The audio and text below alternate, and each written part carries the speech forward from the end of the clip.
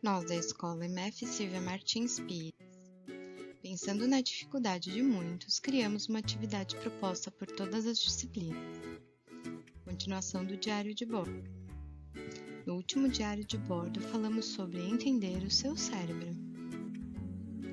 Como graças a ele podemos sentir e processar todas as informações que chegam ao nosso corpo por meio dos sentidos. Além disso, todas as nossas ideias e pensamentos nascem dele. Por estar integrado no sistema nervoso central, é composto por milhares de neurônios, que permitem uma relação constante entre mente e corpo, e como a escola o ajuda a desenvolver seu potencial, promovendo atividades e estratégias para aprender com mais facilidade. Vimos também essa frase: conhecer os outros é inteligência, conhecer-se a si próprio é a verdadeira sabedoria, controlar os outros é força, controlar-se a si próprio é o verdadeiro poder. Quem disse foi Lao Tse, um importante pensador e filósofo. E aí pegamos nessa parte: conhecer-se a si próprio é a verdadeira sabedoria. Você conhece a si mesmo? Hoje falaremos sobre identidade.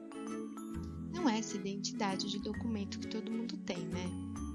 Para isso pegamos alguns significados que encontramos no dicionário e grifamos: conjunto das qualidades e das características particulares de uma pessoa que torna possível sua identificação ou reconhecimento. Exemplo: não se sabe a identidade da vítima. Semelhança, identidade de conceitos, de pontos de vista. Igualdade, igual em relação a outros, identidade de opiniões, pensamentos e culturas. Você sabe o que torna você? Engraçado, tímido, agressivo, egoísta, inteligente. Você já se perguntou por que é assim? Um caldeirão de influências forma a sua personalidade, desde a família, os seus antepassados, seus amigos e até a tecnologia. A escola, seu bairro, cidade e a cultura em que vive também influenciam na sua personalidade. O que faz com que você seja do jeito que é? E o que é possível mudar? As pessoas podem mudar? Você já se fez alguma dessas perguntas? Você sabe o que torna você você? As irmãs iranianas Lalen e Ladan Bijan tinham exatamente os mesmos genes e viveram juntas todas as experiências da vida. Nascidas gêmeas, idênticas e siamesas, ligadas pela cabeça, permaneceram 29 anos grudadas. Morreram em 2003 na cirurgia em que as separou. Mesmo sabendo dos riscos da operação, elas toparam o desafio só pela oportunidade de viver separadas. Somos dois indivíduos completamente distintos que estão grudados um no outro, disse Ladan em uma entrevista antes da cirurgia. Temos visão de mundo diferente, estilos de vida diferentes e pensamos de modo muito diferente sobre os assuntos. Lalen queria se mudar para Tehran e se tornar jornalista, enquanto Ladan planejava ficar em sua cidade natal e praticar advocacia. Uma era mais graciosa e a outra mais fechada. A individualidade humana é um mistério. Somos todos diferentes uns dos outros, e isso acontece até mesmo com gêmeas idênticas como Lalen e Ladan, e carregam o mesmo DNA e foram educadas do mesmo jeito. A ciência moderna tenta há séculos explicar a intrincada malha que forma o nosso comportamento. Nessa corrida, há filósofos, psicólogos, neurocientistas, geneticistas e até literatos. O que os cientistas ou escritores estudam sobre a origem da personalidade geralmente cria novos modos de ver o mundo, códigos morais e sistemas políticos.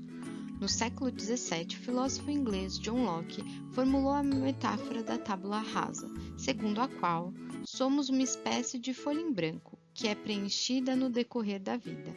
O princípio de Locke foi essencial para a criação de pilares político e moderno, como a Declaração dos Direitos Universais do Homem, em 1776. Afinal, se todos os homens e mulheres nascem iguais, então merecem os mesmos direitos e oportunidades. Já a ideia oposta, a tábula rasa de que pessoas e etnias nascem mais dotadas que outras, fundamentou projetos de engenharia social e genocídios, como o Holocausto Judeu. Um caldeirão de influências formam a sua personalidade. Nas últimas décadas, o debate ganhou o nome de Nature e Nurture. No primeiro time está quem coloca na natureza a raiz da nossa personalidade. No segundo, quem acha que o ambiente é o grande definidor. Hoje, essa polêmica deu lugar a uma cooperação, com os dois lados trabalhando juntos para desvendar a individualidade. Dessa união estão saindo muitas respostas novas e mais precisas às principais questões sobre o comportamento humano. Engraçado, tímido, agressivo, egoísta, inteligente. Você já se perguntou por que é assim? A genética determina o comportamento?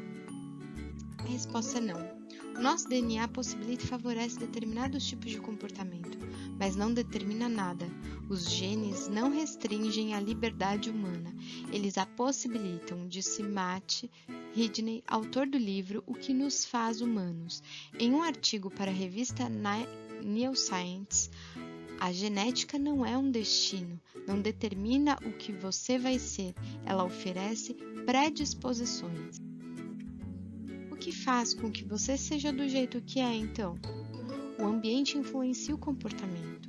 Todos estão sujeitos a influências ambientais que podem sim mudar as expressões dos genes e fazem com que eles simplesmente não se manifestem. Diz André Ramos, diretor do Laboratório de Genética do Comportamento da Universidade Federal de Santa Catarina. Traços de personalidade são ideias, conceitos culturais, depende dos olhos dos outros e da cultura de um lugar e de uma época para aparecerem e ganharem um nome. O que é inteligência, pedofilia, má educação ou timidez no Brasil pode ganhar nomes bem diferentes no Japão, por exemplo.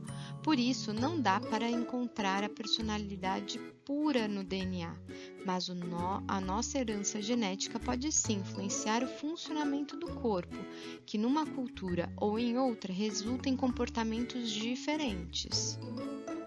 É possível mudar o jeito de ser? A resposta é sim. Na verdade, mudamos nossa personalidade a toda hora. Agimos de modos diferentes com pessoas de idade diferente, sexo ou posições sociais diferentes. Você já deve ter passado pela sensação de ser amigável e inteligente com alguém que o deixa confortável e agir do modo contrário com quem te desafia. Além disso, a nossa personalidade depende do que os outros acham. Você pode ser chato para uma pessoa, mas gente boa ou confiável para quem conhece melhor. O homem tem tantos eus quantos são os indivíduos que o reconhecem, disse em 1890 o psicólogo William James, um dos primeiros a estudar a personalidade. É possível mudar o jeito de ser? Mas é claro que há comportamentos e atitudes que são muito difíceis de largar. Somente 10% das pessoas com pontes de safena mudam hábitos alimentares e deixam o sedentarismo. As outras acabam morrendo de ataque cardíaco simplesmente porque não conseguem mudar. Talvez os genes favoreçam um comportamento impossível e não é nada fácil ir contra a própria composição genética.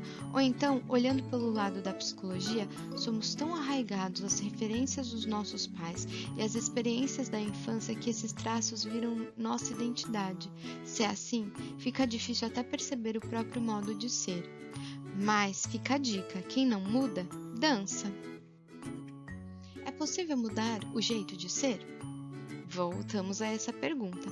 Mesmo assim, dá para mudar. Não existe nenhuma pesquisa científica que mostre que o ser humano não tem jeito, diz Maria Ângela Gentil Savoia, psicóloga do Hospital das Clínicas de São Paulo. Ter consciência de si próprio, um traço tenha arraigado a personalidade, atribuir a ele uma causa, vencer o derrotismo e apegos. Vão anos, se não uma vida toda, mas talvez o caminho de nos conhecer, mudar o que for possível e nos conectar com o que somos seja o grande desafio da vida. Define em algumas palavras quem você é, quais são as suas melhores características, o que você gostaria de mudar em você. Quais características você percebe que são de família? Quais valores, pensamentos e crenças vocês todos têm em comum? O que você percebe ser muito diferente da sua família? Filho de peixe, peixinho, será? O que você atribui a essa diferença? Exemplo, a sua idade ou a época em que nasceu? Quais das suas características psicológicas você atribui à sua nacionalidade e cultura? Exemplo, um jeito de ser que é tipicamente brasileiro ou coisa de paulista, vocês já devem ter ouvido isso. Escreva um texto contando sobre o que você acredita que faz você ser como é e o porquê você acredita ser assim. Ficamos por aqui. Lembrem-se que o diário de bordo é uma atividade autoral. Então, façam como se sentirem melhor. Capricho e criatividade serão as principais formas de avaliação. Ficamos por aqui. Fiquem bem, fiquem em casa. Por enquanto, vamos nos falando por aqui, mas logo mais estaremos juntos. Aproveitem esse momento para curtir e se divertir em família, porque logo mais nos encontraremos aqui na Escola EMF Silvia Martim Pires. Até mais!